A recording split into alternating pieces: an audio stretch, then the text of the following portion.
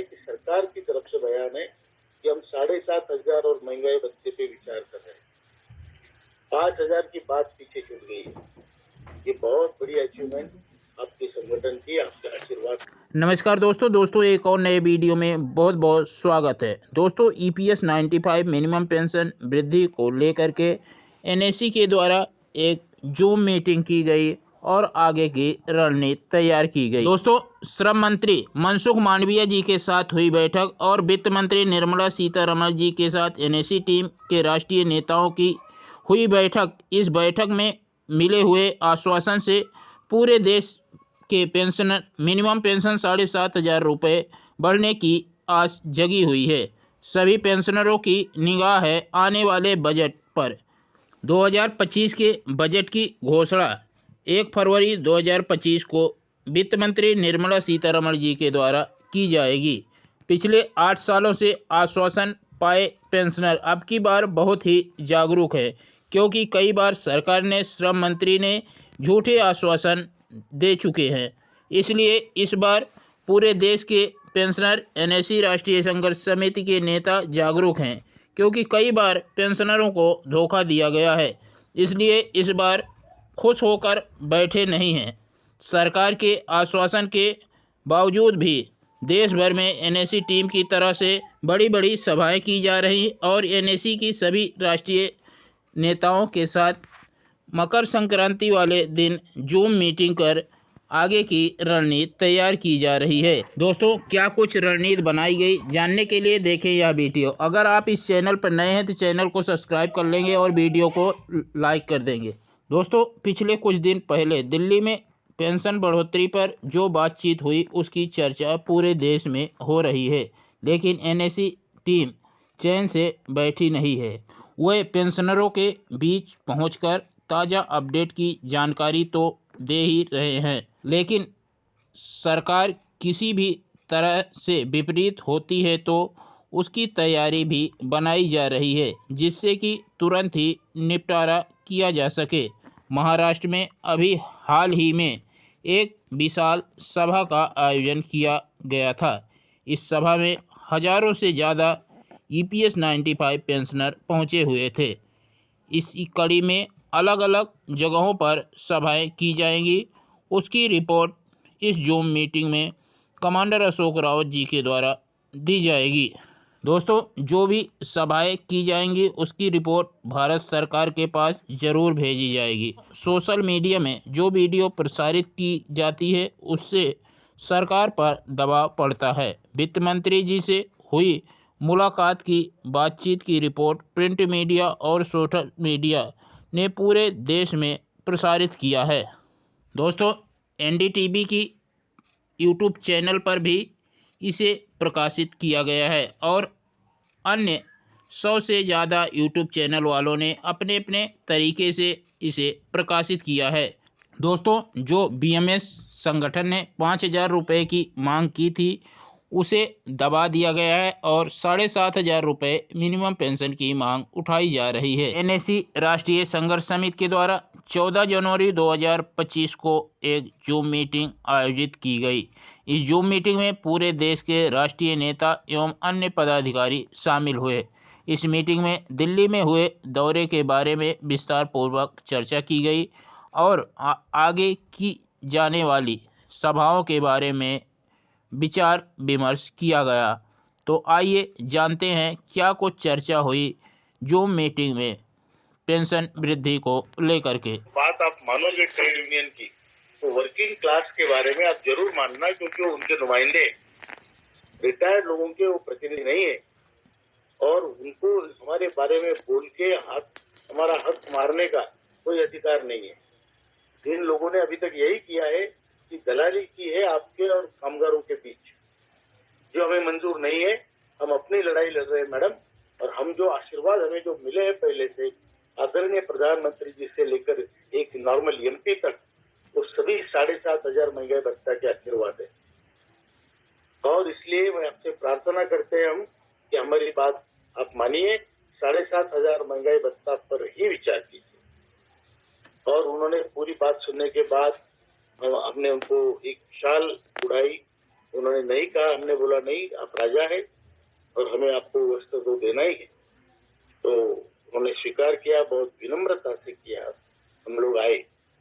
मैं आपको बता दूं कि आप नहीं है और इतने आप किसी भी संगठन से बड़े हैं, ये आपको मैं बता दूं। यकीन रखिए, खुद पे कॉन्फिडेंस रखिए और बहुत बड़ी संगठन आपने खड़ी की है, इसकी कल्पना भी हम नहीं कर सकते। ये हम ईश्वर ने किया है, हम लोग सब लोग निमित्त मात्र है, लेकिन आपका उसमें बहुत बड़ा योगदान है। और इसके बाद हमने नीमूबेन बंबानिया जिसे भी उसके पहले बात की थी, वो मंत्री है सिविल सप्लाईज की, और उनके और मनसुख जी मांडविया के कॉन्स्टिट्यूएंसी नजदीक है। उन दोनों ने पहले से बात करके रखी है और वो सभी लोग हमारे पक्ष में है, मैं बता रहा हूँ। और आज मैंने न्यूज़पेपर में पढ़ा, कई मराठी हिंदी न्यूज़पेपर में, तो उसमें ये आया हुआ है कि सरकार की तरफ से बयान है कि हम 7,500 और महंगाई भत्ते पे विचार कर रहे हैं। 5,000 की बात पीछे छूट गई है। ये बहुत बड़ी अचीवमेंट आपके संगठन की, आपके आशीर्वाद से हुई है। और आज मकर संक्रांति के दिन हम लोग मिल रहे हैं, लेकिन अभी हमने सोचा है कि चुप बैठना नहीं है। कभी भी ये सोच के चुप बैठना मतलब बहुत बड़ी गलती है कि हम जीत गए। इसलिए हम बड़ी बड़ी सभाएं कर रहे हैं।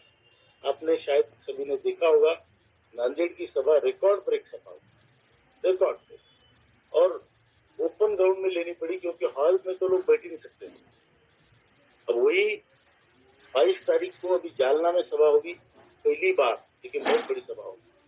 तो संगमनेर में होगी 2 तारीख को, 3 तारीख को पुणे देहू में होगी, 4 तारीख को सातारा में होगी। सभाओं का सिलसिला जारी रहेगा और बड़ी संख्या में सभाएं, बड़ी संख्या में लोग आएंगे। ये प्रेशर बनाना, बरकरार रखना जरूरी है।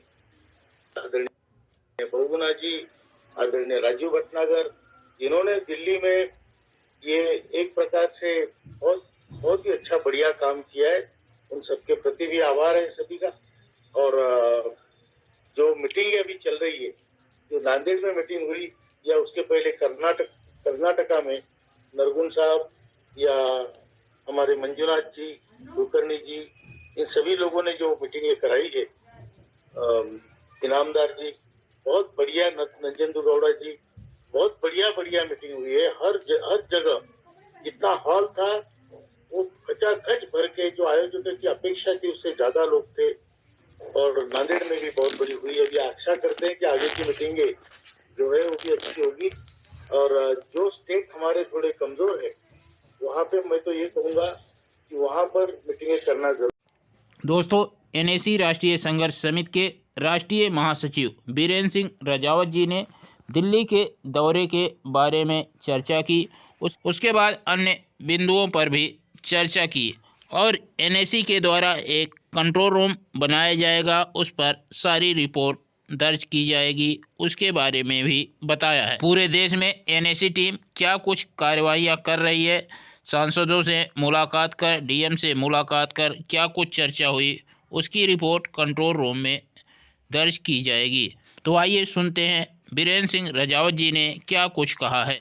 अब सवाल ये उठता है कि जल्दी से जल्दी बजट में प्रावधान हो और हायर पेंशन के बारे में जो अड़चने जा रही हो, इसके लिए हमें आगे क्या करना चाहिए, इसलिए आपको बुलाया गया है।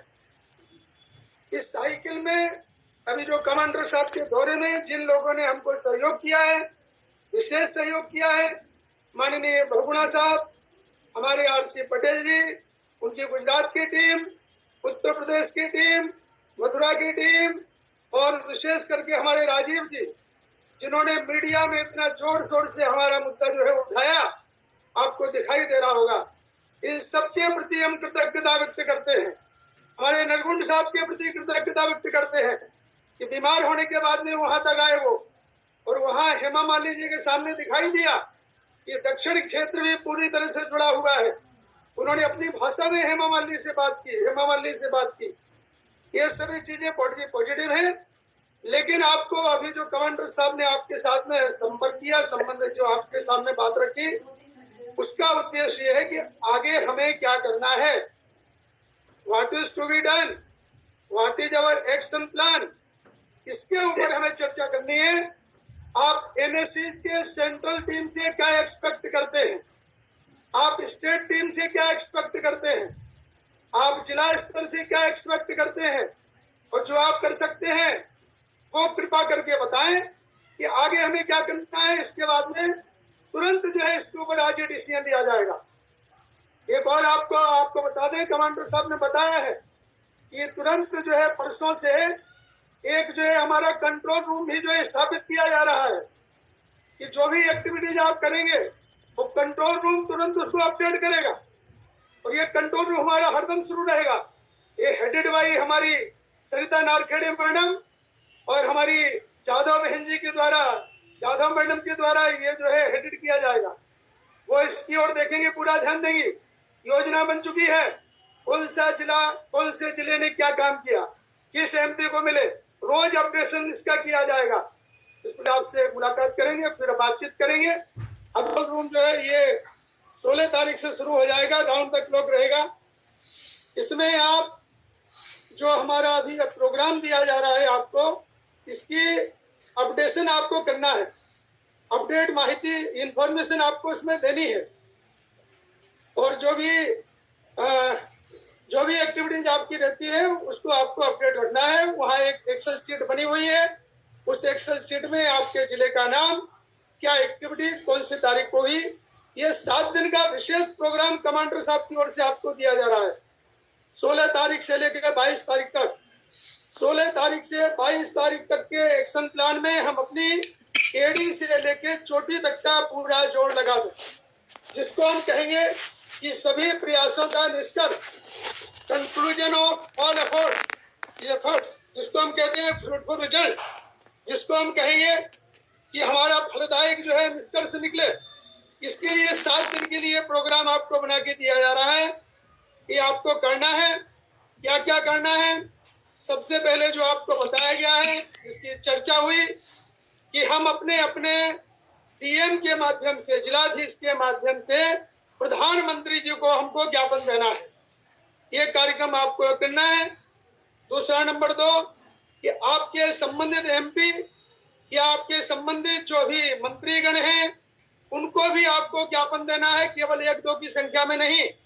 आप मीटिंग कीजिए, मीटिंग करने के बाद में 25-30 लोग, 40-50, 100 लोग जितने हैं वो सबके सब सीधे जाके चले जाएं और उनके कार्यालय में पहले ज्ञापन।